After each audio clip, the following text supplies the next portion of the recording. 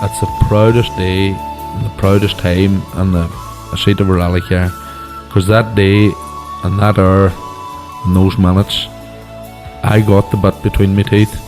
You know, I really stood up and was counted and said, this is not getting away. I remember when we pulled on our helmets and Donald says to me, what are we doing? I said, we're going for gold, Barrett. That's all was said. I can still picture that run. It was just the best run ever.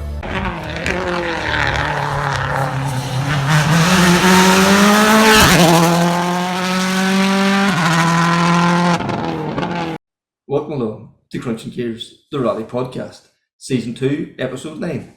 Connor, we're in for another jam-packed show this weekend again. We are, another busy show, and great to catch up with everybody as well. Some good stories this week. Yeah, definitely. You know, we catch up with Andy Hayes and Rob Barrable from West Cork, also Frank Kelly, second the two-wheel drive, Duncan Williams, the winner of the historic part of the section of the rally, and also Barney Mitchell. What can we say about Barney Mitchell that hasn't been said before either, I suppose, you know? The story is the crack, you know.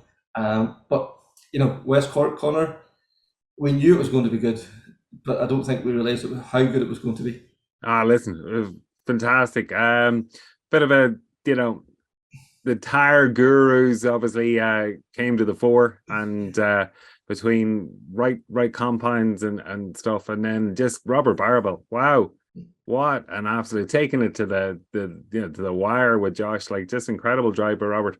Yeah, without a doubt. You know, and it's great to see. We all know how good Robert was. You know, like there's no doubt there. But it's great to see him back and buzzing again. You know, like we speak to Rob and he talk. You know, I said to him about the smile was back on his face. You know, so it's just great to see. And Josh back to his winning ways again.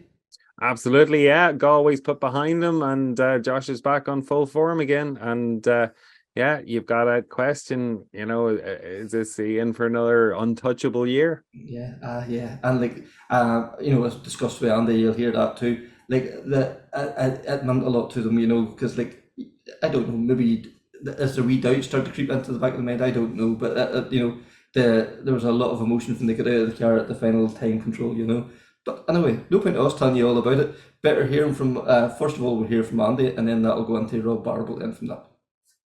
Yeah, thanks so much for having me on, Kevin. Brilliant win, yeah. We're absolutely delighted with it. I don't know what it is about us, but we never seem to get an easy one. So, but our better, so no, hats off to Rob. He gave a serious run there yesterday afternoon, so wasn't easy at all. No, and like, you know, the Turnbike Championship, it really is the championship that keeps on giving. Like, you know, we've seen the fantastic battles we're involved in last year and Galway this year, you know, to start off the championship in such a great way as well.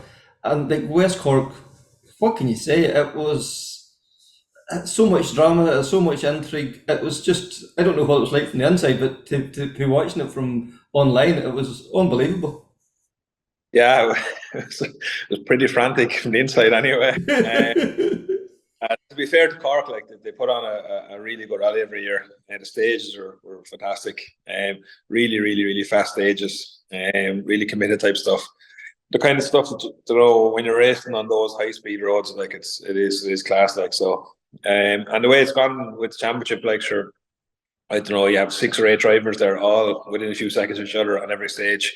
So, like, you know, I suppose on Saturday evening, it looked like it was Callum and Marion were the big threats. And then, sure, you know, 2 stages in the Sunday morning, it turns out Brava is the massive threat, you know, and suddenly you're the underdog, you know, from a 30-second lead on, or 20-second lead on Saturday night, all of a sudden you're the underdog after 3 stages Sunday morning, like, so. Yeah, like I said, it's unpredictable, which is brilliant for the championship and brilliant for the sport, like, you know. Yeah, and like for yourselves too, like, do you have to go and, like, I know Josh talked about going into service and hitting the reset button. Is that a complete right? That's happened. Forget about it. We have to go out now and drive these next 3 stages as if them previous 3 never happened. Yeah, more or less, and that's what we tried to do, kind of, to be honest. Went into service. Myself and Josh went into the van, and we were watching the onboard of the first loop. Tom Gahan stuck his head in the door, and he said, "I've made changes to the car. It'll be a lot better now. Don't go back unless you win the rally."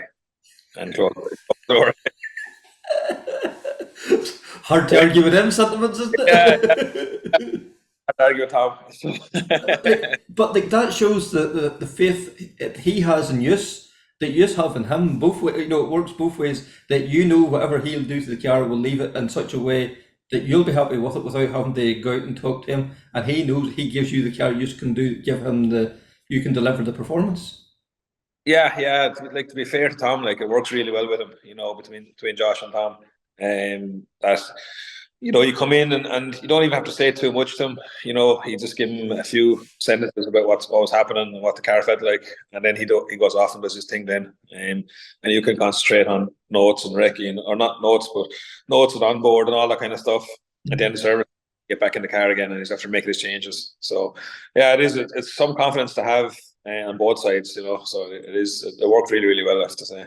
Mm-hmm. And like them last three stages, like I've seen some of the footage there. Like Killian's has a few clips up, and rain, fog, everything was thrown at you. Like from the inside, do you even have a time to take that in, or are you just head down, get this job done? Yeah, and a good section of Ardfield, the second half of Ardfield there, all out across the fast stuff. No, you're not looking up at all. You're just got your head down. I think there's about a kilometre or something like that, maybe a kilometre and a half, where you never lift your head once. And at the end of it, there's a 4 left. So all the bends are flat until you get to the 4, I think it is. And you're just hoping to God that I get to the 4 with the notes before.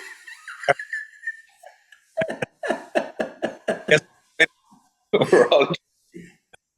So yeah, you don't even really mind too much. You keep the head down, and you glance up every now and again, like barely, but there's fog and there's heavy rain. But then you call, a shiny 5 right, and you hear him, and he doesn't lift off the limiter, and you go, "Oh, sure." Yeah, I think there again. There's that thing about faith. You have the faith that he knows what he's doing. He has the faith in you that you've called the right note for him too. Again, like it's a surreal sport from that side of it. Yeah, it is. Yeah. Like, we've run a joke between us. And when I started with Josh, if we had a bit of a close one, I used to get the notes and kind of lift them up like that and put my head down. And he used to say to me, like, "Why are you lifting the notes for? Like, what's that about?" And I said to him, "Well, when I started rallying, like, I had that many accidents that out of shape, it was a crash. I always made notes up anyway." So the thing is now that I try not to lift the notes whenever we have a close one. So we had a couple of close ones over the weekend, and he said to me afterwards, he said, "You actually should have lifted the notes there." But to be fair to Josh, he has like sublime car control. Like, he has big slides where everybody else is lifting off or taking it very steady. He will throw the car in. He knows what the car will do. Like, that must be a pleasure from your point of view to be, you're getting first-hand experience of that. Yeah, it is. No, it is very good. He's really, really good on especially if the road is any bit wide at all, where he can kind of play with the car a bit and throw it sideways at high speed, especially. Like, and yeah, it is. It's brilliant when you're in the car, and you're getting away with it. So I know you won't always get away with it, but no, every time you do, there's been a couple of big moments there at high speed there on Saturday on Dunworthy stage, and again we had a couple on the last stage on our field as well, where she kind of filled the road in 5th gear. But as long as you keep getting away with them, they're great crack. Yeah, yeah. And we talked Kevin O'Driscoll and myself last week in the preview show. Like, Ardfield was going to be like, if it was going to go down to the last stage, it was going to be an epic decider. Like, probably one of the best stages in the rally, if not in the country. To go into that knowing that there's 6 seconds between you, like, that must give you such a thrill. Like, as I say, probably one of the best stages in the country. We need to go for it, and what a place to do it. Yeah. Well, anyone that knows Josh knows that he drinks 2 bottles of Lucozade at every loop of the rally. So a rally like that, he would have drank probably around 10 or 12 bottles of Lucozade. And before our field, I had one of them as well. Make a go of it. But yeah, I was on a mission, we knew he was going to go very hard through it. And I think he'd taken 4 of us on the previous run of Ardfield. So we only had 6.5. We were kind of saying, we want to go very hard here, because if he took 4 last time, he could easily take 6.5 this time. So we just watched, like you said earlier on, we kind of pressed reset and said, right, come on, let's give everything. And probably took a few chances, maybe probably shouldn't have really taken, but we got away with it. Yeah. And not say you're clinical any other rally, but the emotion that come out of you guys at the end of that stage, especially yourself, you get out of that car. And I think if somebody to give you, the one on the lotto ticket, I don't think you could be more excited. It must have been such a release of tension. Yeah, it was for myself anyway. This weekend, I was over in Cheltenham last week at the races, and I'm pretty sure I must have picked up COVID or something. I don't know what it was, but I wasn't well all weekend anyway. And I was even in Recce on Friday. It was hard to concentrate. On Saturday, I wasn't feeling too well, so you're just kind of on edge all weekend in case you make a mistake, whatever, or you're kind of feeling a bit sick on some mistakes, and you're just afraid of your life, especially the high speed stuff, that you're going to do something, whatever is going to affect you. So when I got to the end and we got over the finish line, it was relief, and then you're kind of next thing as soon as you get over the finish line and you're finished and you haven't made a mistake, you're happy, and then you're thinking, right, have you won it or not? So, minute, and like someone said to me there today, the harder they are to win, the better they are. If you win a rally, maybe where a few people crash out and it's not that close, there's no real buzz off it. But when you're racing like the very last stage, they're the ones you want to win. Gary Kiernan there was going out yesterday morning, ready for a big battle. Next thing is Daniel McKenna pulls in before the start of the first stage. There was other guys had problems. Jason Black, one thing or another. Suddenly he has a minute lead, and he's saying he hates this. I'd rather be in the battle. It's probably trying to drive with a minute an advantage. There's so many things can go wrong. Yeah, it's nearly like you forget how to drive and forget how to navigate. Like that. I remember happening to us it was different circumstances. Ulster last year, the last round of the championship, but all we had to do was finish. Really, I think we'd finish in the top 5 or something. And you'd rather be in a battle because you'd be concentrating then at least. And when you have like Gary was yesterday, when you end up with that kind of lead, all of a sudden now you're thinking about all things that go wrong rather than actually thinking about the rally itself. So yeah, definitely. It's hard to beat in a big battle right down to the wire like that. I just wouldn't that close every day. No, and as I mentioned too earlier, every rally has been since Galway last year. The circuit, Killarney, Donegal. Everton, Barney, Ulster. It's been a last stage thriller. This championship, it's I keep saying this word, golden era. It is surreal at the moment. I think in 10 years' time we're going to be looking back at this going, this has to be some of the best rally in this country has ever seen. Yeah, it is brilliant. It's fair play to the organisers and that as well. They took the R5 route a few years ago, and people were kind of saying was it the right thing or the wrong thing to take WRCs out and all the rest. But it's proved now that it's what's called, it's definitely the right way to go. The championship is so level there at the minute. And even the national championship there as well. We've had 3 different winners in the last 2 rallies between Mark Callum and ourselves. And over the weekend there, everyone was setting fastest times and that. So it is brilliant, and the Tarmac Championship you said last year was very good. So long may it last, really. There's new boys come there the whole time, and there's like Cathal McCourt there is after really improved over the last year, and he's right there bang on as well, And it's great to see Rob Barrable back on, Rob had took a few years away from rally and come back, and he's back with a bang. His times in Galway, I don't know, we probably were a wee bit surprised in West Cork, but if you look at his times in Galway, we shouldn't be surprised. Exactly, yeah, exactly. As you said, he likes Rob there. I wouldn't say come out of nowhere. Rob was always a very, very quick driver, but suddenly in Galway there he's bang on as well, and again this weekend as well. And then like Star and Gas there as well in the middle there, and he's watched up in mega stage times as well. So it is just it's the closest racing I ever remember in Irish rallying anyway. And I don't remember the right way back to the last golden era, but for sure in the last 10 or 15 years anyway, it's the closest it's been for a long, long time. For sure. And where to next now? Circuit of Kerry and then Circuit Ireland, is that in the plans now at this stage? So Keith Moriarty will go with Josh to Circuit of Kerry. and then myself and Josh then will go to Circuit of Ireland, and then the lake. So Keith will do the national championship with Josh. I just filled in for Midlands because Keith is with Sam. So we do a bit of what you call it. I'd be very for Keith. So, it works well. So what you call it, it's grand. We can do a slot in and slot out.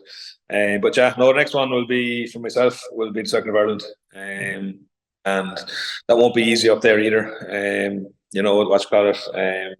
There's always a tough battle in the circuit, no matter what year it is, and who's going and where the rally is. So I think this year it's around Cookstown. It will be the last couple of years. But imagine all the lads, the usual names, will be absolutely on the pace up there as well. And it's a 1 day rally, so there's no margin for error at all. Like a half spin, a run wide could decide that event. Yeah, exactly. Yeah, it's a good and a bad thing, you know. Like in the lakes of West Cork, there we had a good day on Saturday, and you're kind of saying, "Geez, I wish it was only 1 day rally and that was over." Halfway through Sunday, you're wishing it was over. I would say. Yeah. Over again tomorrow now and trying to hold it all together again tomorrow. But then with the short ones as well, as you said, you go out and make a wrong tire choice or loop or a spin or whatever it might be, and that's it. The whole rally could be over as quick as next one. And that'll be a real sprint, absolutely. Robert Barrable, second overall in West Cork at the weekend. Fantastic result. Did you come away from West Cork exceeding your expectations or meeting your expectations, or what was your thoughts on it?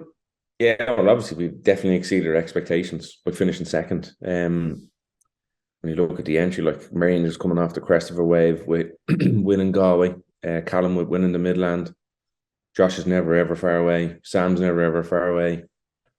I'm sure I'm forgetting somebody now, but I'll be giving out to now next week. But yeah, it's one of them rallies. It's probably the most underestimated, toughest rally. We done over 2 hours and 10, just over 2 hours of rallying between 2 days. So it's definitely a tough rally. 4 different stages, done twice on Saturday and three done twice on Sunday. So yeah, listen, we went down with no real expectation. Obviously, with Damien not there, Gordy was stepping into the sea. We got a small test on Tuesday with Gordy, which it didn't take much time to get bedded in, the man of his experience. So we had a good test on Tuesday, and then obviously with Recce Thursday.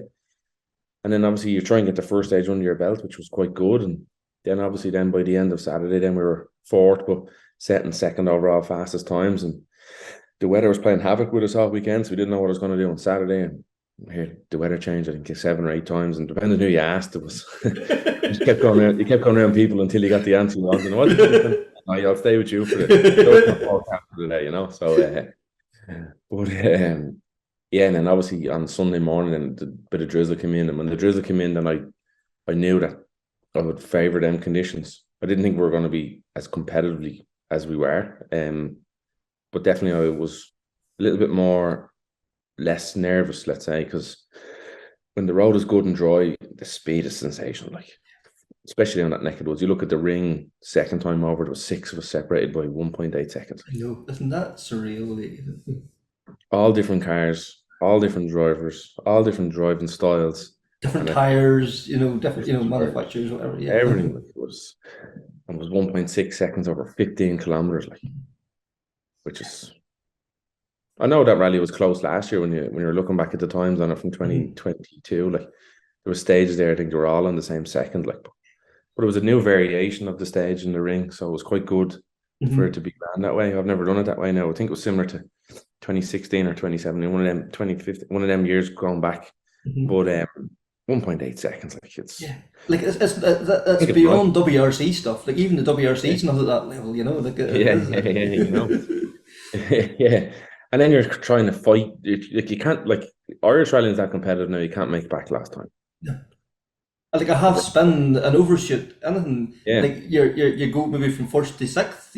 Just in the I think Sam. I think Sam had a half a spin on the ring, and he dropped 7 seconds, and that put me back ahead of him then by 6 seconds. But the next stage we took 1, and the next stage we took 1, and the next stage we took 1. It was never a bit. The advantages are never that big. Bar you take a real gutsy tyre choice, which Josh did on stage 3 and 4, and that propelled him from, I think it was 5th or 6th to a comfortable lead. Like. And like to go out there Sunday morning, you said you seen the rain and you felt kind of quite happy. Like that, it wasn't that the tyre choice was, inspired or anything. It was just a comfortable feeling in the car. Yeah, just don't ask me what it was. I can't. Even my dad asked me what made you go. And people text me saying, "Jesus, fair play to you, good turn of speed." I didn't approach the stage any different. I didn't feel I drove any different.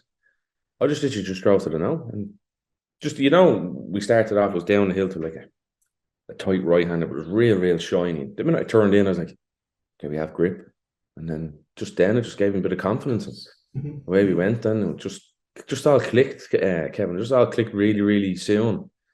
And then obviously then the moment we had then that Killian caught on the line there, that someone put it up. That okay, it was a moment, but it was probably 2K into the stage, so that kind of gets the heart rate going and wakes you up. And then after that, then it's just one thing led to another. It just the notes were working well, the car was working well, just all clicked. It's just it's something you can't explain. It didn't feel that we drove any different in the stage. I just knew it worked. Yeah, I think I know from talking to other drivers, from the safe and it becomes natural, that you're not thinking about it. It's a flow. That's when the times come, because everyone's just working. There's not that there's no thought going into it, but it's a natural reaction. If the car moves, you have it before you're correcting it before it's already almost moved. Yeah, and I think the way I approached that this Sunday was just nice and relaxed approach, and that's when you can kind of obviously drive at your best, which it showed for us. It worked well for us.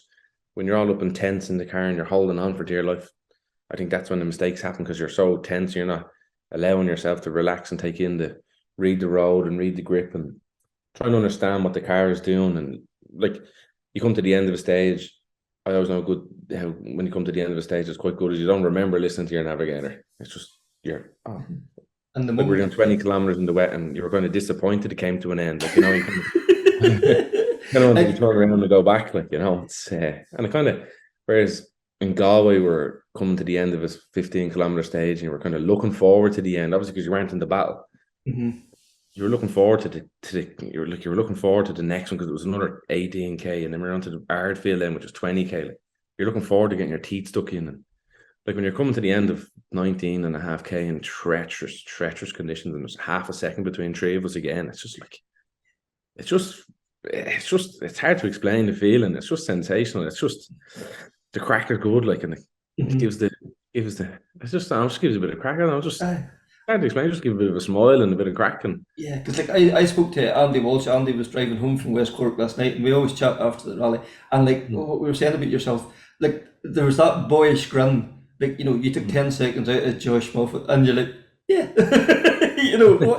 why not? Yeah, listen, Josh, he done a damn good job, like, to hold us off. Like, we put everything we had into the last loop of stages, and I mean everything to my best of my capabilities. Okay, we still over the loop. We took 1.4 seconds off. Like, to take 1.4 seconds to go and do 60 kilometers or 50, what was it, 24, nearly 60 kilometers, 58 kilometers of stages, and have 1.4 seconds of a difference. It's it's down. That's the lines we're down to. Like, that's the margins we're down to. Like, and you have to smile. Like, yeah, because you're doing something you love doing, aren't you? Yeah, I drove my heart out. He drove his heart out. Okay, at the weekend he was the one that came out on top, and he done well to deserve it. I thought we'd rattle him, but listen, the man's in the car week in, week out, and to try and pressure him into making a mistake, it's not going to be easy. Like, no, and like, you have to give him his dues. Like, what he done last year, like, was phenomenal. Like, Irish rallying's probably at its highest level it's probably ever been at, if not, it's very close to it. And to do what he done last year, and this year it hasn't been easy for him so far. But he's been knuckling down. He's still picking up the results. And when he needed to yesterday, he dug deep and he had the answer, hadn't he? Yeah, I suppose when we were in the after this midday service yesterday, and we were going back out, and I knew in my own mind that it wasn't going to be easy. I knew full well that he definitely doesn't take it lying down, which is good because that's what you want. You want a good, fair, hard race. And when we came to the end of that first stage, the second time over, and Killian comes up, he took half a second off me. I knew then it wasn't going to be possible. Like, I just knew that he turned up the wick. And here, to be fair to him, he raced to the challenge. I raced to the challenge, and we had a good sparring match off each other, and good race. Pity that it was raining because we couldn't get out and have the crack between the stages because the rain was that bad. But listen, he thoroughly deserved it. I gave everything I had on the last 3 stages, and he came out on top. Yeah, because like you know what you put into that, Mm. and like you know what Marion Evans put into it. You know what the efforts required. Like, and if you can't have a smile and a bit of a crack about that, because like you give everything you can, you couldn't ask for anything better. No, and I think we kind of have the easy job of not the easy job, but the driving is one part of it, but the conditions we had yesterday. Yeah. I was only saying to Gordy coming up the road last night, it's probably the difficult, most treacherous conditions I've ever drove in, like with fog, with rain, puddles, standing water, shiny tar, muck. Like there's nothing bar but the snow on the side of the road yesterday. There's no other eventualities of weather we had, like bad visibility at the top of the mountain, with good visibility at the bottom. And it's just, okay, if you separate it from the driving, you have the driving, which is one side, but the conditions on the other side, they were difficult. Yeah, and like this is probably a silly question, but like whenever you come up to the top of the mountain and you're into that fog, like you are taking in what Gordy says. Like, is it complete faith in what's been called over into your ears? Oh, absolutely. Yeah, you're kind of at one with each other. You're kind of at one with each other. You kind of don't notice what's happening, and that's kind of what I said earlier on. You're relaxed. You're kind of you don't need to be concentrating to listen, if that makes any sense. You're kind of coming over the top of the mountain, and you've maybe 40 or 60 yards of a distance, and you're like, I can't really see, but it's at the end of the 40 or 60. So, but you're just in the zone. It's just kind of it's a unique feeling, I suppose. But once it's very hard to get into that all the time, like And I think, to be fair, with Gordy joining, and we only get a small test, I think we clicked quite well early.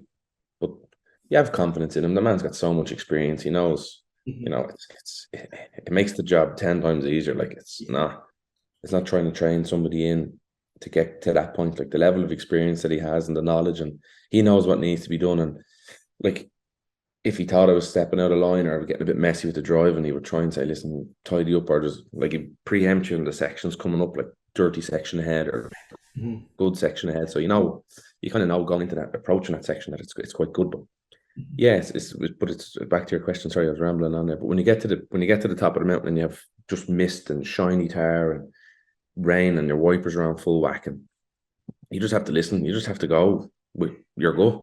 You just have to trust your instincts, as they say. And I know it's kind of mad, but you could never explain to somebody what it's like driving at that speed in the fog, in the rain, on shiny tar. Like, you'd be signed in somewhere. Like. Yeah. I think so. And like, the Citroen, like it's your second event in the car. It seems to be the car that people are starting to gravitate towards now. You've tried the Polo last year, you had the new Rally 2 Fiesta. Like, there's not huge differences in these cars, but is there just something that wee bit more special about the Citroen that gives you the wee bit of confidence? Can you put your finger on it there? No, I can't. No, and somebody said to me earlier on, somebody said to me earlier on that in 2010 was the last time I drove a Citroen. We were really competitive in the C2 then. We had great results in it. So I don't know what it is. I think it's just because it's been developed, maybe. It might just suit my driving style. It's quite a firm chassis, feels quite positive at the front. I don't know. It's not something, but it's not something that I can put my finger down and say it's a particular thing in the car, or it's a particular. It's proven in the European field, which is quite good. No, I can't turn around. It's comfortable to drive. It's got good power. Like it's got good power. And Matt Edwards demonstrated the drivability when he went to Donegal with it last year. But I think really why the Citroen is getting going is it's competitive, but B, Raymond Moore runs an exceptionally an exceptional customer support program. And I think that's probably, he always did, to be fair, but Yeah, obviously with I'm the Citroen, C2s and whatever. Yeah. back in the C2, but then I think when Citroen kind of didn't really get on top of that R5 program as much as M Sport, but now it's starting to come back. Here it swings around, but it's like fashion. Yeah. That's the Next car year, choice at the moment, isn't it? Yeah. So it's car choice now. 2 years ago it was a Polo. Next year it could be a Toyota. So, or the year after it might be a Hyundai.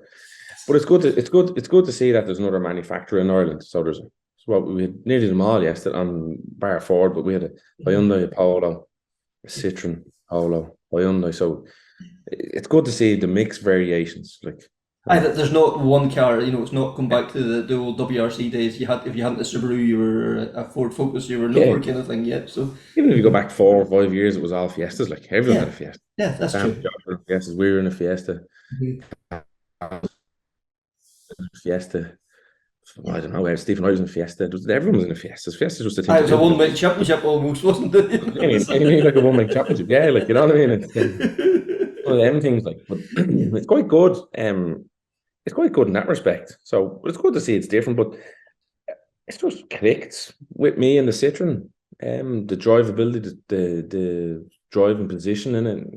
It just, I don't know, it just suits. Again, it's one of them things you don't question it. It's working. No, I didn't click with the Polo. I just couldn't get the feeling from the Polo. Don't ask me why. I can't put a reason to it, and there was no real reason. Bar, I just couldn't get a feeling from it. I just don't know. Just didn't click. We just didn't click. Whereas in the Citroen, it just felt different. When you're comfortable, you can push at that speed.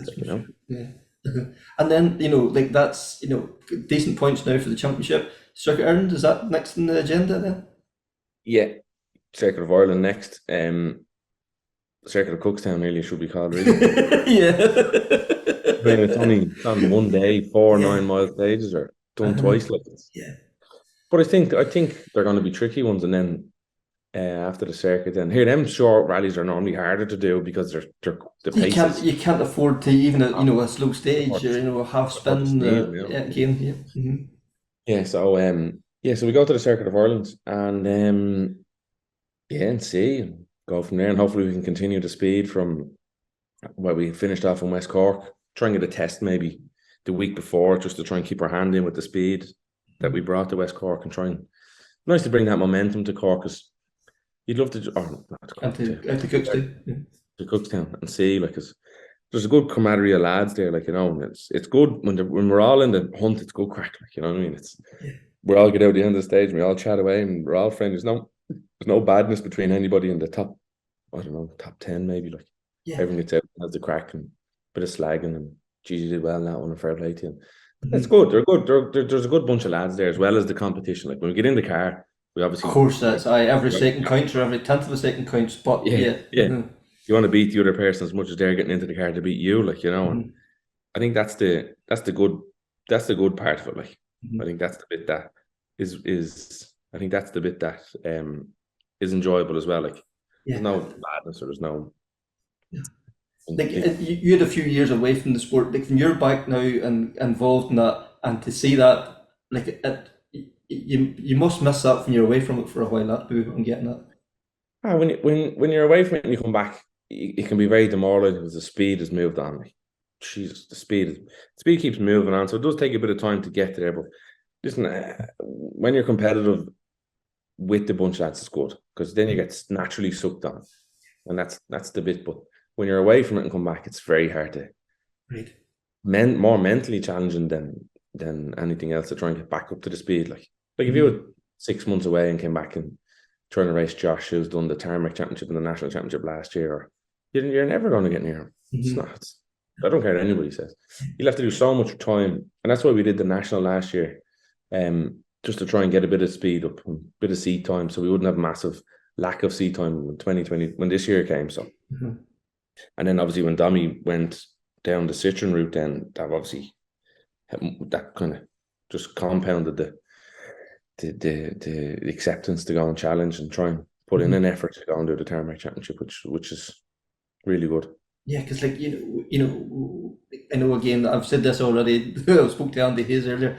Like, there is no doubt in my mind, this is that golden era of Irish rallying. We just don't realise it at this, in this particular moment in time.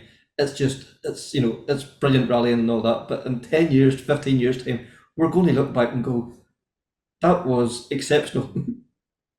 We don't live in the moment. We try No. and live in the past. Yeah. You know what I mean? We Like, keep hearing go about, back years ago, back in the WRC days or back in the Group B days or back whenever. This is outstanding rallying at the moment. if you ever go back to through all the years and the Motorsport Ireland put up the videos now, there's only ever really 2 drivers. Like now we've 6, 7, 8 maybe. Like we don't live in the moment and things. Like to be fair to Killian, his enthusiasm at the stage ends is nothing but exceptional. Like and that kind of, I don't know, I probably kind of enjoy that because I see him getting all excited and then the people at home get all excited and like at the end of the day, it's a sport for us, but it's a show for everybody. Yeah, like Andy Walsh. Like I would love to put a heart monitor on him at the end of that last stage. Like he was. And like I think Josh told me he had won, and he didn't believe him. He brought him down to talk to us, to get the time. Yeah. And that's the bit, like we don't live in that moment now. We'll look back on that in 10 years and geez, that was a great race. But we're too busy talking about 10 years ago or 12 years ago or 15 years ago. Yeah. Like I think that's but it is something that we don't realise how good it is now. Mm-hmm. But in years to come we'll realise how good it was. Yeah. And like if you go back, you can go back 7 or 8 years. For your name to be part of that story, like I know you don't probably take it on now, but to have your name as part of that's going to be a very cool feeling. Yeah, I suppose it's something that you kind of want to read in years to come as history. Like, people bring up 2011. Like, I didn't really realise, 2011 we won a rally, but we're the only father and son to win the rally and we're the smallest margin to win the rally by. Like 12 years later, that's still a topic of every interview when you're down in Clonakilty. Mm-hmm. Josh is now going to be 2-time winner, whereas Donna at the time, Donna was a 5-time winner. Mm-hmm. They're all huge stories at the time. Yeah. Josh has done the Tarmac and National, Sam's done the Tarmac and National, Tim McNulty's done the Tarmac and the National. Mm-hmm. Like they're not easy feats. Like, they're not easy. They're not easy to do. And I suppose the accolades that they'll achieve now, they're fighting hard for. But in years to come, it will be, people will look back and say, geez, remember that year? And there was 10 people. Like, you look at, when you see the entry for the likes of Circuit of Ireland or Killarney, like, it's going to have the guts of probably 25 or 5 cars. Mm-hmm. And they get 10 of them going there with the possibility that they're going to be at the very least fighting for top 3, if not the 1. Yeah. Absolutely. Like, I suppose that's the bit that we're probably lacking. We've no real, how's the word without getting in trouble? There's no real focus on it. Okay, we've rivalries, but it's not like the McHale Fisher era rivalries. Yeah. It's not built up that way. No, there's no story. There's no backstory.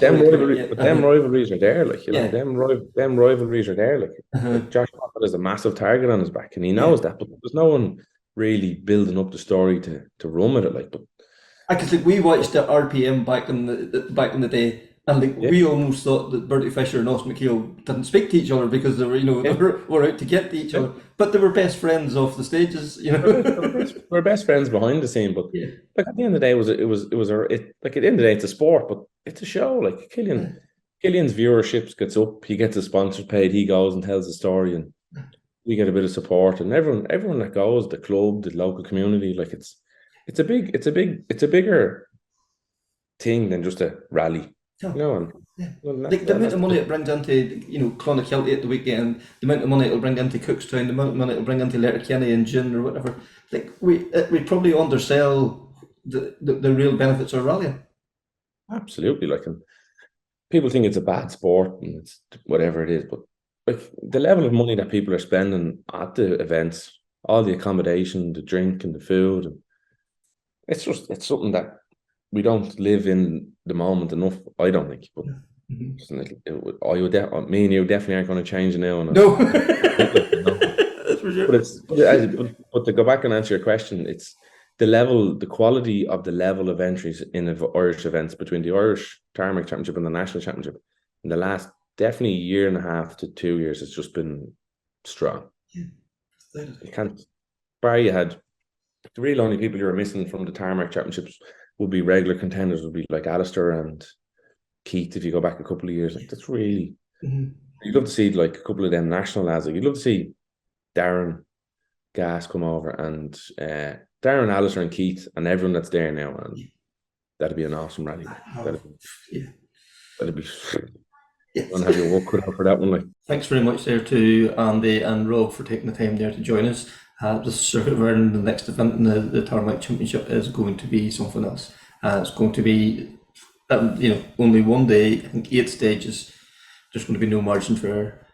Also got the chance to catch up with Frank Kelly, who finished second in the modifieds in the West Cork that weekend, and also historic winner Duncan Williams. Again, 2 fascinating stories.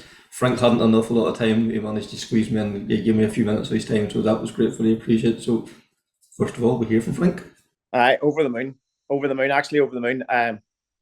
West Cork has been a love-hate relationship. I love it and it hates me because I think it was Lauren reminded me last year when she did it. That was her first year to do it.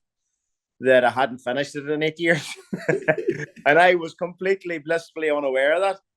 And then I thought, Jesus, why do I love coming back here when I never get to the finish? But we finished it last year, albeit with a stage maximum because we had a burst of rim and had to stop and change the wheels. So, but at least it was a finish. So we went back this year thinking now we're going to finish without bursting the wheel. It'll be ice on the top. And I genuinely, with the quality of the entry in the national, I thought if we can get into the top 10, that'd be good. If we can get into the top 5, it'd be over the moon. So to get a podium, to get second, was just astounding. Yeah, and the conditions, you said a bit of everything. I think the only thing missed out was a bit of snow because there seemed to be everything else there. It was crazy. It was absolutely crazy. I hadn't realised. I should have read between the lines because several, I know a lot of lads around that part of the world, and your weather predictions from up here can be very different down there. So I was just checking in with a few of them, what's the weather forecast given, in the week running up to it. And I was getting all kinds of evasive answers. And when I got down there, I realised why the fields and everything were sodden. It had been raining for weeks. So the chances of a dry rally were light. But hey, it was a strange rally. Weather was strange. It was pissing wet on Saturday morning. And then the sun came out and things started to dry, and Ring being at the coast, and I can't remember the name of the other stage, the 2 stages in the afternoon that run twice, were quite close to the coast, and they dried like hell, and it was like a baking summer's day. It was class. And then we got up Sunday morning, was pissing again. So it was a strange sort of an affair. You just never knew what tire to be on. We were lucky enough now, but it was the whole thing was a siege, to be honest, because me and Lauren went down and took the rally car down. It was just the pair of us, and Trevor McConnell was servicing for me, but he must have been trying one of these remote services because he never turned up. He must have been trying to service from Donegal, which didn't really work. So we ended up doing our own thing. It was just me and Lauren. We serviced ourselves, we fed ourselves, we looked after ourselves, and we rallied and we done our recce, and went down on the Wednesday night, recce Thursday, Friday, rallied Saturday, Sunday, and come home with a result. Couldn't ask for better than that, can you? No, you couldn't. We're lucky we didn't have no big dramas. Now, in fairness, there's always plenty of lads who'll help you out, but you don't like to be begging and borrowing of people. I had all the stuff I needed. I just didn't know I was going to have the time to do it. But Lauren's great at changing wheels and stuff, and she helps me spanner check as well. So just the two of us, we just did the whole thing ourselves. So it worked out all right. The only drama we had mechanically was Saturday, the first run over Ring. I love Ring, and I've done it enough times to know where you can push and where you can't. And we went into it and really pushed on it. I had a real good tight lunge at it, and we're in the right tyres with Cooper mediums in the back and softs in the front, and they were perfect for the conditions. But not quarter way in. There's a two right that I've been trying to get flat for years, and I thought this is the year, and we took it flat, and I don't know what we hit. but a lot of people had the same thing, and a lot of guys lost 2 tires and 1 tire or suspension damage. Put quite a few people out of the rally. Whatever is there, and I didn't cut off the road. I was on the road, but we've watched the rink here and we can't see what it was. But a couple of people said it was like a small slab, like a wee concrete slab. And I don't know if you've seen social media. I put up the picture of the wheel, how it stayed hard. I will never know. And thankfully, I've always talked about my one brain cell. It annoyed me for 2 corners, and then I forgot about it. And just kept the pushing, and we had a real good time. And it sort of turned the tide for us because our early stages were crap. So it turned the tide, and we had a real good afternoon. And we'd bent the strut, but not badly. We had another degree and a half of extra camber on that side, but I quickly acclimatized that and left well enough alone. But then later on Sunday, I hit the same wheel again, and we ended up with like 5 degrees of camber. So that was not good. That was not good. But she was very hard to slow down in the rain because she was sitting on the edge of that tire all the time. But we had to work around that. We had a bit of a screw up too on the last service. With the attrition that there was, we were 5th that morning. And we didn't do nothing special on Sunday. It was just attrition, lads falling out and punctures and breakages and stuff. And we all of a sudden ended up 2nd. Last service, the tyres that we'd put on had done a lot of work with a Cooper Super Soft Slick on the back and a Cooper Wet in the front. And we worked hard, they'd done their job, but they needed changing. But then Lauren went and checked times. We're 2.5 minutes up on the guy in 3rd, and I was being a miserable hole. And I thought, no, I'll not change the tires. I can drag these on to the finish, and that was fine. We went well off the pace, and we thought we've 2.5 minutes to play with. But going until the second last stage, Lauren had this scared look on her face, shall we say? And she says, "Geez, there's 2 times just popping in that weren't there before," and it turned out that the times hadn't refreshed properly, and we had Barry Mead and John Bonner coming at us really hard, the pair of them, and they'd closed way in on us. So we had to go at it for the last 2 stages and keep them, and we only bit them by 5 seconds. So it was I was nearly regretting me not putting tires on. I think that would have been such a shame to come so far and then to lose the place. Yeah. Well, I kept saying to Lauren, listen, we were happy this morning with 5th, and I would have easily went home Sunday morning saying 5th, that'll do me, 100%, happy as a pig in a puddle. Yeah. And then you get that wee bit further up and you go, Jesus, we're 3rd now, we're 2nd. You get the wee slip then of it. Yeah. You get greedy, but I had said to her when she said about Barry Mead, I said, listen, if he gets us, he gets us. If we were going to get 3rd here, we'd be over the moon. And she said, no, but John Bonner's only a few seconds behind now. She says, that's 4th. And I thought, nah, that's not the podium. I want the podium. Yeah. But them 2 lads put in serious times, the 2 fastest 2-wheel drives in the last stage on Artfield. They put in serious times, so they were pushing hard. Yeah. And like the NCAR you put up on Saturday evening, yourself and Lauren going through ring, like both of you are just over the moon. I know it was Lauren's birthday and everything. I was waiting on you singing to her. Like maybe you cut off the NCAR before that appeared. I don't sing. Well, I did sing once in this rally, to be fair. Still, probably I would say it'll be in our vlog. I'm sure you've seen that moment we had on the Pace Notes fan cam where we slid towards a 3 at one stage. Mm-hmm. You might have seen it, but like I had that marked as a shiny 6 left, but it was a 600 intlet, but it was quite shiny on braking, it turned out as well. So at the last minute, I had to just turn in and hope for the best, and she slid a fair bit towards us 3 on the outside. And as I missed it, I sang, "It's a dumb way to, this is a dumb way to die." So that'll probably come back to haunt me. That'll be on YouTube, I would imagine. But, no doubt. No, the ring stage is an unbelievable stage, Gavin. It's one of them few stages in the world that, on the right conditions and the right tire, it's just so hard not to get sucked in and carried away. And I was getting carried away. It's just a class stage, and it's lovely that Lauren got to experience it, in a dry setup with no messing and nothing broke or damaged. Because you can easily clip something, as we did the first time, and got away with it, but a lot of people didn't.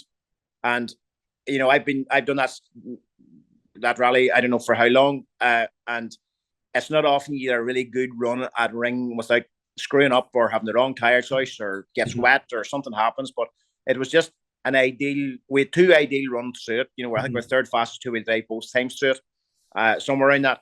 And I think if I did it another 5 times or 10 times, I'll get no quicker. That's it. That was me tapped out. That was all I could do. And we keep, West Cork, if it's not the best rally in the country at the moment, it has to be one of the best. So to come away there, you must be happy with the pace you showed. Yes, you say you benefit from other people's attrition, but it's about the preparation you put in beforehand. It helps to make sure you're there at the finish as well. I was super proud of Lauren. Obviously, I was very proud of the car as well, because yourself, that this all happens in this wee shed, and you fail to prepare, you prepare to fail. And it can happen to any of us. Anything can break or anything can go wrong. But when you see the amount of cars that dropped off, professionally prepared, proper cars, and I don't know, you would think to look at me, I don't have much mechanical sympathy, but you have to try and get her through it, because some of the stages were very choppy and very difficult, and the conditions and all the rain that had before it that left the club at uphill struggle.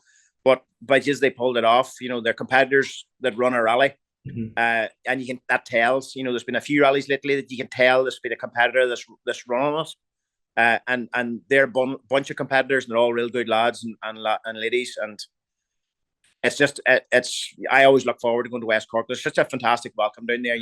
They're real rally people, and from the day now that I ever stepped foot there, they've always been real good to me and looked after me and been kind. And that tells. That tells. For sure. And then just quickly before I let you go, as Jason Black put up a picture on social media, I think that was Saturday night as well. His car was having bother. Daniel McKenna carrying in below the car. He says you were there with tools. No, that's what Irish rallying's all about? Everybody getting mucking in and helping out. There was no more room for anybody else on the car. It was only a starlet, But no, it was fantastic. He was lucky. There just happened to be that delay at that stage as well to give that time to do that job. And I carry a toolbox in the back of the car. And you think somebody said to me one day, "Are you going to do the safari or what are you doing?" But I always try and carry bits and pieces with me that can salvage stuff. And it's like Jason said, if you got an M8 nut, and I said I don't, but I know where I can get one. And I always steal them off the tower, the spare wheel tower. If I need an M8 nut or bolt, there's 4 holding it in, and I've stolen them many times to get 3 will do the job. You always think, where can you steal it off the car to make it do what it needs to do somewhere else? So, you need a couple of M8 nuts, so that was that sorted. But and at the same time, you don't want to be carrying a heap of weight as well, but it's getting the balance. It's like an insurance policy. I like to have it and some tools with me that if someone happens or someone helps somebody else, you can help them out. And it's good to see it. There was a lot of lads there, trying hard to get him going, and he got away. I think he had a kill switch failed then later on the rally, unfortunately, but at least he got all his mileage. And he's fell in love with the 2.5 now as well. Well, listen, he can make it talk. There's no doubt about that. He was a big enough handful in the 2.1 Vauxhall. So when I seen that his engine up for sale, I went, "Oh balls!" Bloody hell! Yes. But there you go. Yes. And he's about 25. The weather threw everything out, yes, but it made for a cracking rally, didn't it? Absolutely. When you mentioned the weather, I mean, we were like everybody else. You keep checking the weather forecast the few days leading up to the events, like on all rallies, and the weather looked pretty appalling, to be honest, didn't it? All the way through the week. And then I think at the very last minute it changed to being a dry Saturday and a wet Sunday, and then it changed again. It looked like it was going to be dry all weekend, but we've got plenty of wet tyres with us just in case of the wet, and we thought, blimey, we're not going to use these. And then, of course, on Sunday, the forecast was dry, but it actually rained. As it does in West Cork, I think, quite often, isn't it, when you're near the coast? It just changes just like that. Yeah. Just when you don't expect it. And it did. It stayed wet all day Sunday. Yeah, because initially the thought was it was going to be wet in the morning and dry up for the afternoon, kind of similar to Saturday. But once it started to rain, it just got progressively worse throughout the day. Worse, yes. It got worse and worse, and of course all the shiny tarmac parts of the stages show up and become quite treacherous. I mean, there's several places. It was very, very tricky, particularly on the Sunday. We were umming and ahhing about tyres on the Sunday morning because it hadn't rained that much by the time we were going out. And it's always a task to think what's the best tyre. You don't want to get caught out, and or have the wrong tyres on and just lose a load of time. But of course, you can gain time, Yeah, like we've seen that in the overall rally, like Josh Moffat made 2 inspired tyre choices over the weekend, and like it's at this level, it's the difference between winning and losing at times. Absolutely, yeah, absolutely. You can have a 2-minute lead and lose it all in one stage just by having the wrong tyres on. It makes a big difference, certainly. For sure. And like we talk about the historic rally in Ireland and the Tarmac Championship sponsored by Synergy Motorsport. Like 30 crews started the event. Like that is fantastic, really, isn't it? It's got to be the best yet, I think, isn't it? That's got to be the biggest entry. I would have thought, other than Killarney Historics. But wow, and there's some really quick fellas coming along as well. From Wales, the UK, and from Ireland, and there's some blooming nice cars there now. The standard of preparation, standard of cars are fabulous, really. Great to see. Yeah, like it really is. And to come out and play, then Craig Breen and Paul Nagel joined the ranks at the weekend as well. Yes, absolutely. Yeah. That's nice for you guys as well to have this guy who is currently racing the WRC to be down there, and probably coming over and having a look around your car, and you're over having a look around his car. It's just that's right. It would never happen in the WRC, would it? Craig and Paul are so nice, great fellas, and they're great to chat to. There's no sort of the big I ams or anything like that. They're just one of us, really. That's really nice to be part of, really. It's a pleasure to be around them. And all the other competitors, all the guys in historic and the girls, of course. We all get on so well, and we chat before start stages, end stages, and we have a good laugh. To be honest, it makes it all more enjoyable. Yeah, because like you've been competing for, shall we say, a good few years now at this stage, and like over the last, as I suppose, 7 years or so now, you've been coming over to Ireland to compete in the historic championship. Like, what keeps bringing you back? Is it that bit of fun, the bit of banter between the stages, and obviously the competitive nature on the stages? The people, the scenery, the roads, the stages, the rallies, the organisers, the marshals. It's the whole package.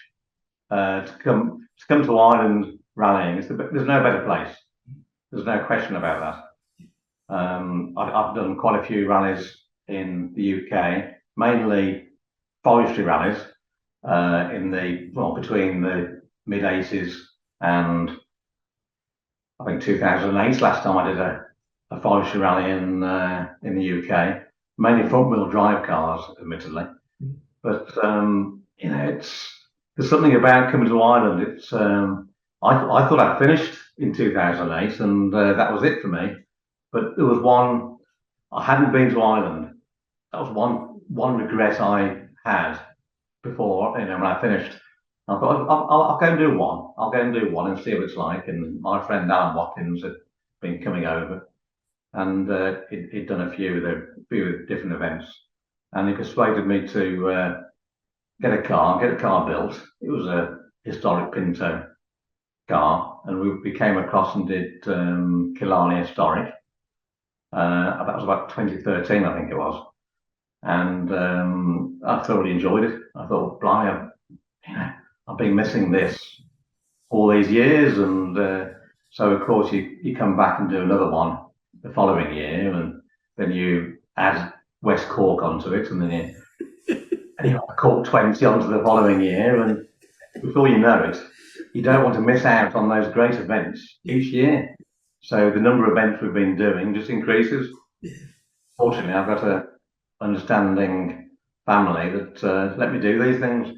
Yeah, because isn't that such a that's the bit that us spectators on the ditches don't see. It's all those manners going in before the events, the travelling to and from the events. It's not just rocking up on the the Saturday morning and jumping into the rally car and going. There's a lot of ours go on scene by the guys in the ditches. Absolutely, absolutely. I mean, we coming from the UK, we last weekend, for instance, we left on Thursday morning at sort of 5 o'clock in the morning. In fact, I think it was 4 o'clock actually on Thursday morning. Guy and myself with Alan, we all fly to Cork. On this occasion, we flew from Manchester because the flights from Birmingham aren't suitable. But we fly in, hire a car from the airport, use that hire car to recce with. We've got our service guy, John Ross, who does a fantastic job. He takes the van and trailer up to Holyhead, goes across on the ferry to Dublin, drives 3.5 hours after the 3.5 hour crossing, of course, down to Cork, down to Clonakilty, of course, and then that's on a Friday morning. Of course, we've got to do all the return journey on a Monday morning. Sometimes leaving the Quality Hotel in Clonakilty at 4 o'clock in the morning. Sometimes. Poor old John has the short straw because he leaves Clonakilty at 9 o'clock on a Monday morning and gets home at 10 o'clock on Monday night. And we're fortunate that John, will do that for us. But it's all about the teamwork. I mean, Guy does a fantastic job on the notes. We use Patterson's notes, and we have done. I've been using Patterson's notes since about 1999, I think, 1998. So, and Guy, similar. Guy does a fantastic job preparing the notes before the rally. So that's several days and nights, lots of hours before the event, getting the notes ready and checking anything we can check on previous notes and DVDs, that sort of thing. Anything we can get really. So a lot of preparation, and of course we've got to prepare the car as well. Yeah, that's it. That's it. Which also takes time. And do you be hands on when it comes to the prepping of the car as well? A little bit, yes. I mean, I must admit, we've got a couple of cars, and John does most of the work on this car, on the BD, simply because it's an expensive piece of kit, and I'd rather somebody look after it that knows what we're doing, to be honest. I've got a couple of cars at home which my son also rallies. George is 26, and he does road rallies mainly the Welsh road rallies. In fact, he was out on Saturday night. In fact, the same weekend up in North Wales. So I look after that car. That's a Pinto, and so that's my job. To look after that one, and anything that I struggle with, John comes and helps me or advises, that sort of thing. Excellent. And has to be the most iconic car probably ever in rallying is the Mark II BDG. Like what a thrill it must be to go down. You talked earlier about some of the best roads, and that iconic car on those iconic roads. Whenever things click, there mustn't be a better feeling. Absolutely not. I mean, my hero was Roger Clark, and Billy Coleman as well, of course. Coming from where we're going, but to see those guys in those days, there's so many escorts out at World Championship level, 79, 75, 76, 77, fantastic days. And they were just heroes, and as boys, you just wanted to do what they were doing. Look spectacular. But I'm not a very spectacular driver, to be honest. I'm a bit more of a neat and tidy driver. But I see some people being quite, sideways here, and looks great. You can't. There's no better car to use for that sort of purpose, even on the tarmac. It's fantastic to see. Yeah, and other people had their dramas over the weekend. Definitely, there's no denying that. But for you to finally take your first overall one, you've had maximum points in the championship before and one thing and another. But that must have been pretty sweet now rolling into Clonakilty on Sunday evening as the overall winner of the story. Absolutely, yes. It is a first. We had a close one in 2019, Killarney Rally the Lakes, where we had a quite a sizable lead over Alan Ring, who'd got one of Melvin's higher escorts. We had a close one then, and I threw it away on a loose gravel corner and lost time. I think we lost that rally by 9 seconds, I think, on the last stage. But that was a bitter pill to swallow, to be honest. That really annoyed me. But I don't come out to win particularly. That isn't the intention.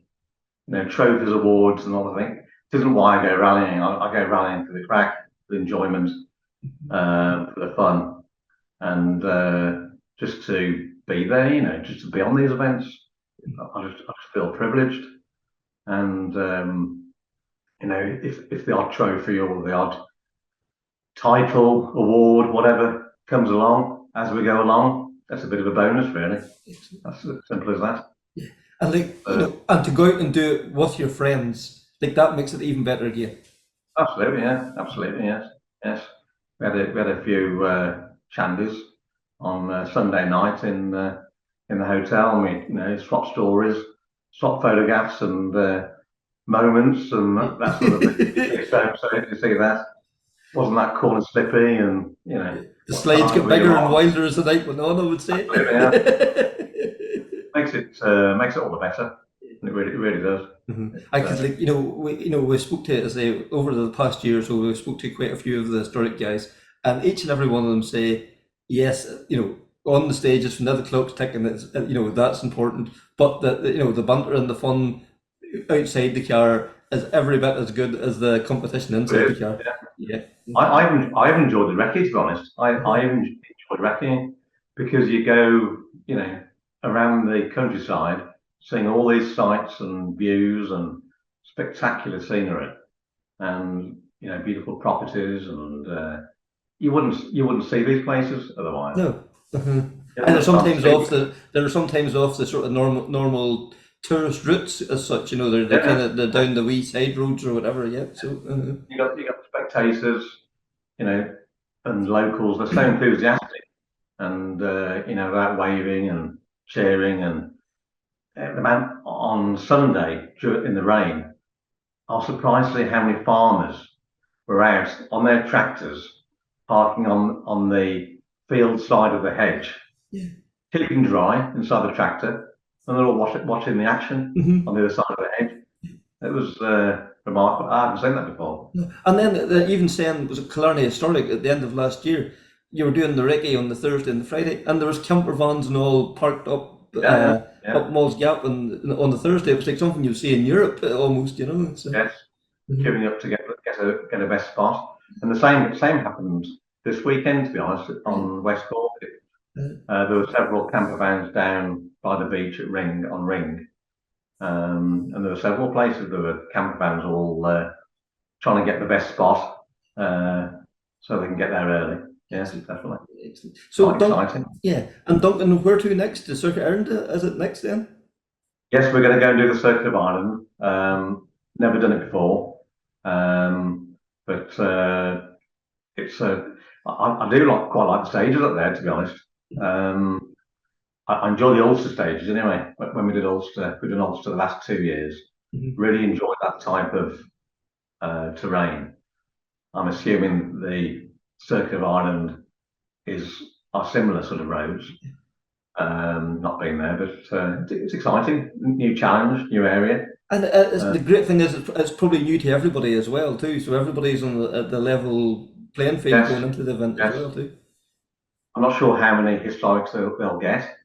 I haven't looked at an entry list, to be honest. But it's all exciting stuff, and long may it continue. That's for sure. We shall Circuit of Ireland after that. We should be going to Killarney, isn't it? Killarney, then after that, then on to Donegal. Down south, isn't it? Yep, they're talking about that's going to be epic this year. There's some fantastic stages being picked there. Yep, so I really enjoy those stages down there, Ardgroom and Cob's Head. The two of my favourite stages by a long shot. So it can't be missed out, that one. That's for sure. Got to go for that reason. Brilliant to hear there the wonderful stories of Duncan there, how much he enjoys coming over here, and that, how the warm a welcome it is for the himself and all the other crews going across the water. Also, I got a chance to catch up with Barney Mitchell. Barney was over competing in the historic rally in Costa Brava at the weekend, and an M3 with Greg McCormick. What can we say? Barney Mitchell and Greg McCormick in the one car. There has to be a story there. We'll hear from Barney now. Barney Mitchell, we thought we'd get you on to speak about Rally Costa Brava at the weekend. It looked an absolutely phenomenal event. Yeah, it is. Yeah, it's probably one of the highlights on the rallying calendar for a lot of people. It's a massive event. I think there's 280 odd entries for it between the legends and the FIA end of it. So it's very good now. Yeah. And you look around at the cars. It's not escort. There's such a variety. Like it's nearly almost what the cars you can't see. Never mind the cars you can see. It'd be easier. That's what I'm trying to say. It could be easier to say the cars you can't see rather than the cars you do see. Oh yeah, there's a funny. I'm just looking at the entry list there, and like if you look down the top of it, you've got a Delta Integrale, 037 Rally, Audi Quattro, CRRS Cosworth, Subaru Legacy, RS 1800, Porsche 911, Stratos, Manta 400, M3s, right the way down till a Noro Bianchi and a Morgan Plus 8, with a wooden chassis. Yes. Which is we got talking to the guy, he's a Swiss guy, and it's the only FIA registered V8 Morgan in the world. So that's people love just to rally something different, and that's the great thing about it. It's not just like home where it's escorts, like with a sunbeam thrown in for a bit of novelty. No, it's great, great spectacle. And these guys, they're not just out to tour about; they're going hard. Oh yeah, there's a few the likes of Zippo and Lucky, who I believe is 70 or 71 years of age, but when you look at him, he doesn't look a day over 45, and Fabrizio Pons sitting with him. So they're not there. They're there, yes, they're there for fun, but they want to be competitive, and they are competitive. Like the cars are run to a works level. Probably better now with the development of the tires and the suspension that they're allowed to do. They're quick operators, and they know where they're going. The stages are fairly similar year in and year out, And like for yourself, the last time we spoke, the whole thing was get an M3, get out of the escort. You'd have power steering, and all the creature comforts. Was it ever when you thought it would be? Oh, I get fed up listening to Marty crying about his arms being sore, so I was pretty glad seeing this M3 land. But here, what a truck, boys! That's the best balanced car I've ever sat on. Now it's a high energy tower over in Spain, but this thing, like I was licking the side one day going around the corner. She's first class, like, and never ever stepped out once. Under power, yes, you can drift it, but it never snapped the back end. And the only way you could make it push the nose was been extremely ignorant with it, And now the power steering is definitely it takes a lot of the workload off the driver now. But fantastic. It's a credit to Mats, the build of the car. And we never touched the thing, never changed the spring, cambers, any of them things at all. Get into the car and just drove it. And as the weekend went forward, I suppose Greg got faster and faster and really started to get onto it, Yeah, I think we should mention that, it was a change of driver. The co-driver was the same, the car was different, but the driver, Marty couldn't make it. Obviously, with work commitments and one thing and another. But like what can we say about Greg McCormick that hasn't been said before? Like one of the most naturally talented drivers I would say that this country ever produced. There's a bit of a famous saying in this area about him from the John the Bug Kelly, who used to be a big man in the 80s at rally, and John said, Greg McCormick, how can I describe him? He says, probably the most talented driver there ever was, but he never used it till it was almost too late. So he never used his driving skill till he was in a Hamlin. He just used it to get out of it. But no, here, look, he hadn't done a rally, and I think the previous 5 years or whatever it was. And here, I'm sure there was nerves before the rally, although he didn't let on. But very methodical. He figured out. We were very unfortunate with a set of notes from last year for I think like 80% of the stages. So with something there to work on, and he figured out his fives, for the slower corners, the sixes and the fives, and worked up into the next stage. He says, right, we want to figure out these fours now, what gear to be on, what your braking distances is. And he was very methodical the whole way across the rally. And you see on the stage times that he just slowly crept up the leaderboard the whole way, no, very impressive for a man. Sure, he's old as fuck, like. He's been about a wee lifetime at this stage. I'm not going to say anything nice about him, like.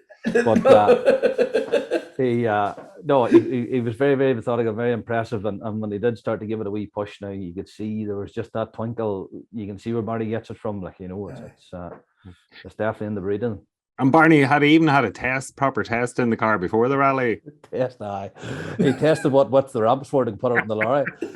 That's about the bigger the test was. No, drive it to scrutiny. There's no point, when you're coming from a level of zero with it, doing anything other than maybe getting into a proper shake. We had a shakedown. There was a 2 kilometer shakedown. We went to, and got on to that and drove around it and was very steady and careful. Here, I'll tell you, boys, Greg was out for the fun, and that's it. There's no need to be standing there hooking the thing out of a hedge, whatsoever.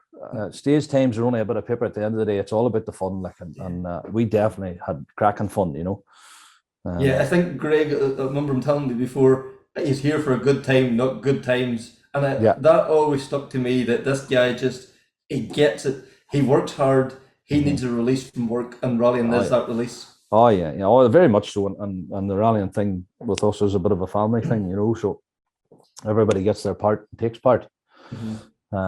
And the wider circle, the likes of Ernie and them and everybody else that's involved. And we like to bring a bit of fun to the paddock, as we say.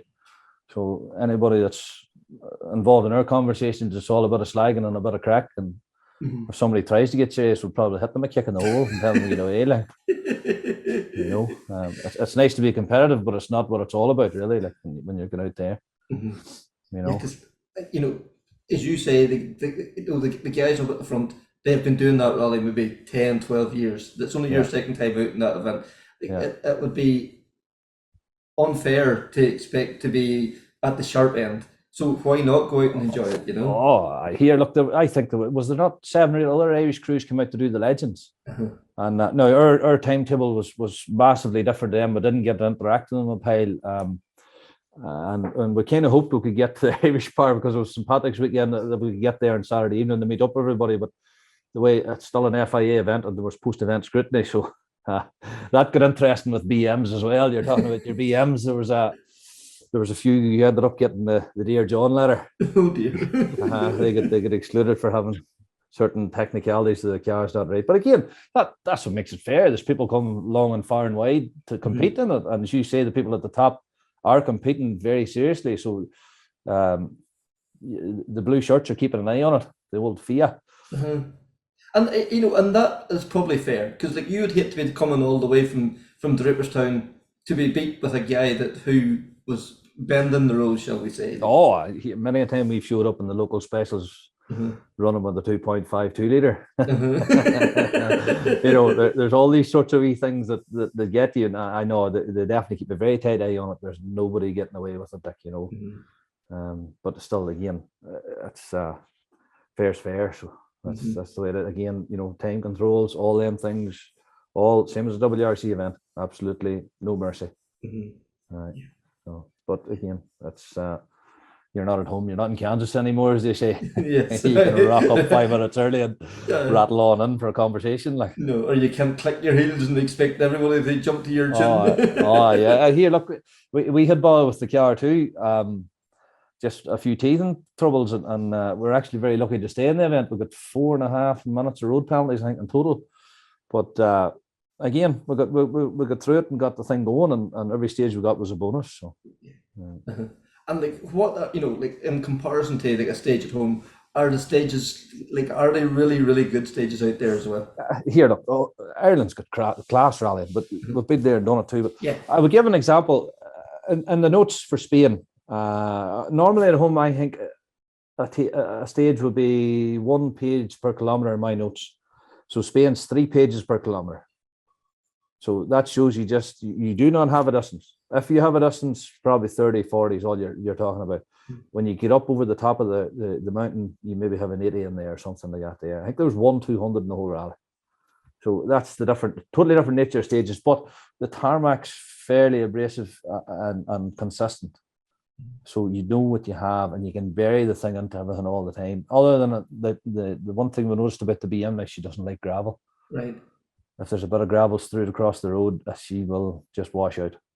But I think it's just the way the chassis is in them, So, yeah, because they're built for the smooth. They just seem to be that they just handle that sort of tire so well. They can hang on in the corner so well that that once that bit of energy leaves the ground, they just leave it with it. You definitely have to be wary of your gravel now, compared to an Escort, where it seems to just sort of roll over on itself. It'll work across the gravel a lot better. It's one advantage it does have. But no, the stages, the nature of the stages now are they're not going to find one in Ireland anyway.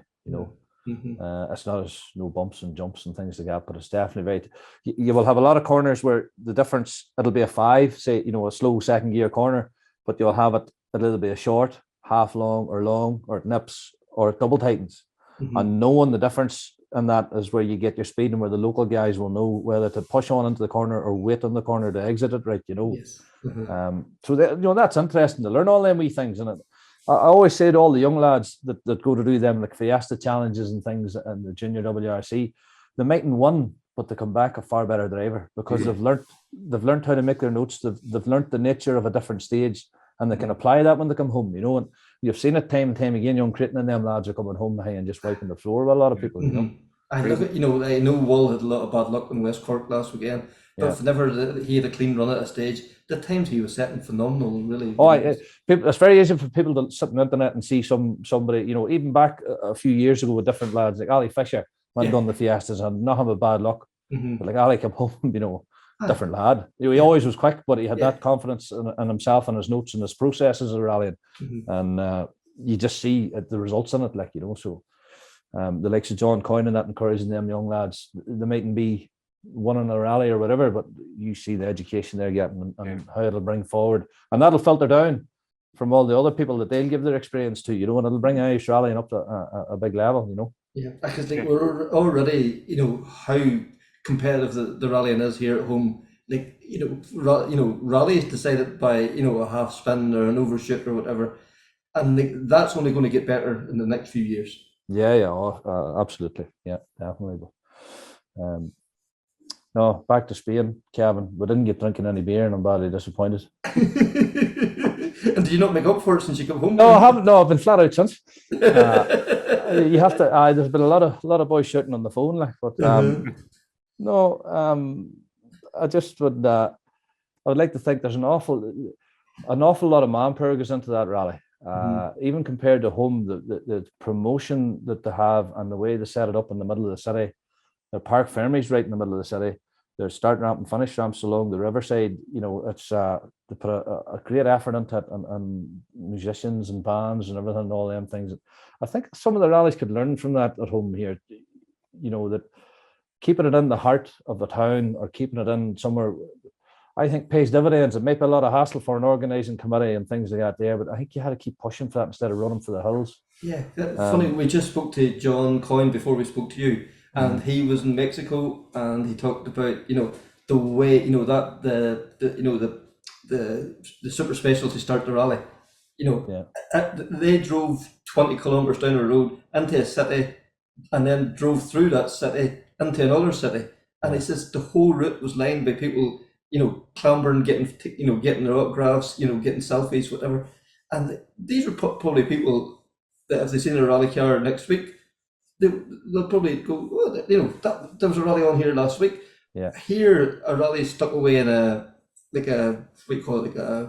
industrial estate, or in a car park out in the back of beyond. Again, you need the room and you need the facilities for an industrial estate suits that purpose well over here, but you still need a wee road section down into the middle of a town or something where there's a regroup where people get that attention, like from the general public, in a good way, because Jesus, while the police and the speed cops and stuff was around them rallies too, it's shocking, and if you're 2 or 3 kilometers over, you're getting pulled.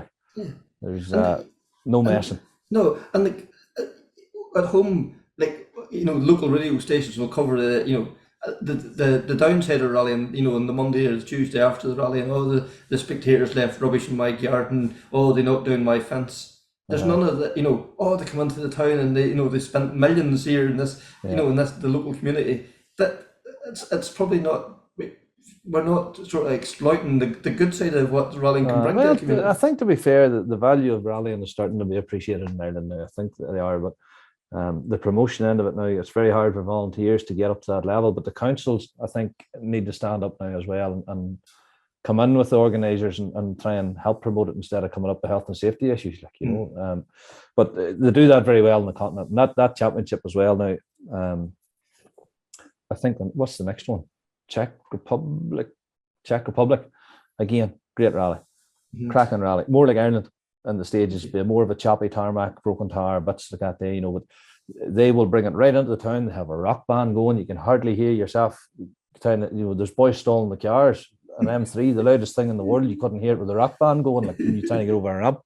But again, they bring something to the party, and there's just that bit of flair with them rallies, and a bit of adventure with them. So it's hard to beat. Yeah, and to do it in an M3 or whatever, that must be do you appreciate it? I kept looking around all the time and just looked around and said, "Big well, Bertie." Or well, Austin. That's what it's all about. That's that. Just relighting that fire again when you're a young boy standing on the hedges and you heard them. Now, my right ear is not right and will never be right after last weekend. The exhaust is just down to your right hand side, I'm fucking deaf. So the next time I'm buying earplugs, but it's worth it. Even on the road sections, there's tunnels in the road sections. The next thing you see, it's fairly intense on a road book. You have to watch everything very, very closely, and there's a lot of spaghetti junctions and wee bits and pieces. And I'd be down looking at the road book, trying to get a wee heads up of what's coming ahead and times, and you're looking at your watch and all them things that go David does. And then the next thing, Greg would stand the brakes, say, "What the fuck's that there?" Into a tunnel, and he'd rev the piss out of her up to the tunnel. The one he do. You still have a Cork at the end. I never grow up like that. That's class. No. Never change. No, never change. Just complete lunatic. Because I say, would race the wheelbarrow around our yard, and be fast. Definitely no. I think he knows now to enjoy it more than the competitive thing. But again, a couple of his times he was fifth. Was he fifth and fourth fastest on a couple of the stages without? I wouldn't show him my time all weekend, and nor did I say to him, "If you ask, are you going to get it?" And that was the point. Let's just go and enjoy it, And then we'll get back into service, and the boys go, "Ooh, that was some time you had in there." Something like, "Shut your mouth." With the captain's out of the bag.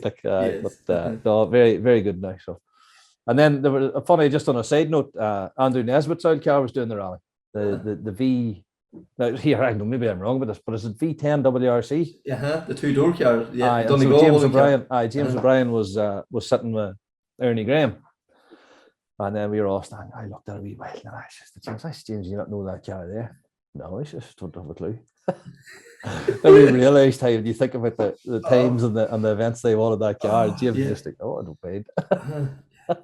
But isn't that crazy? But then you look at the amount of events that James O'Brien's done down throughout the years. And a living legend of a man.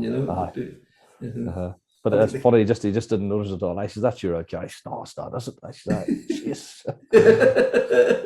Like Still this going is- strong. Aye, this is the car that won Donegal, won every stage in Donegal in 2000, and like, it wasn't his colour scheme until it sold. That's And like, right. The guy that has bought it for, was it 300 and something thousand? That's That's taken crazy. out and doing rallying with it, isn't Some big Italian boy, I think, has got it. Like, so. Isn't that brilliant? Good luck. It's been used. It's Well, that's it. Like, there's another guy, Andrew McAlpine, has a 308 Ferrari that he uses for it, and it's a wonderful thing to watch and see, like in the noise. Now he blew, and again, great lad. Andrew Bull sits him, and she broke a diff, I think, in the fourth stage or something. The next thing, we pulled up on the second lap, and the Ferrari was just tucked in along the side of the road, nobody near it, sitting on its own. And an hour, maybe 50 yards down the road, there was a bar, and they were sitting on it drinking. That's the sort of ethos of the whole thing. Like, we're here for a good time, and if it goes wrong, we'll just continue on. Don't let a breakdown get in the way of the party. Definitely not. Sure, that could be the start of the party. Yeah. And is the plan to do a few more rounds of that historic European Rally Championship? I think so. We're for North Wales next weekend in the Ascot anyway. So that's just, you don't beat an Ascot in the woods, a BDA in the woods, like in around Wales or North England and stuff. So we'll get out to that, and we'll see. We'll maybe try and do that Czech Republic one. We blew up in the first stage last year, and it was. It's not too often we get annoyed, but that was annoying because we were fastest overall in the shakedown in the wee Ascot. Like, so you had all the big Audis and the 037s, and here's this wee white Ascot coming, revving the rods of itself. We were on the first stage was a super special thing where you do 3 laps.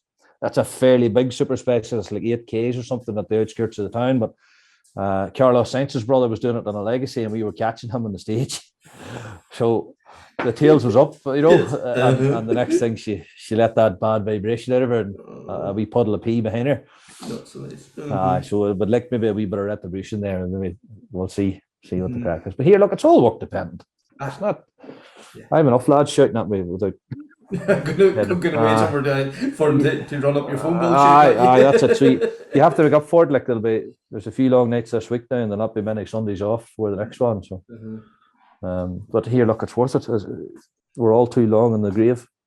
And the goal for the end of the year, RAC again, to see your name on the entry list? That's the one sure thing. We're definitely not going to be the favourites.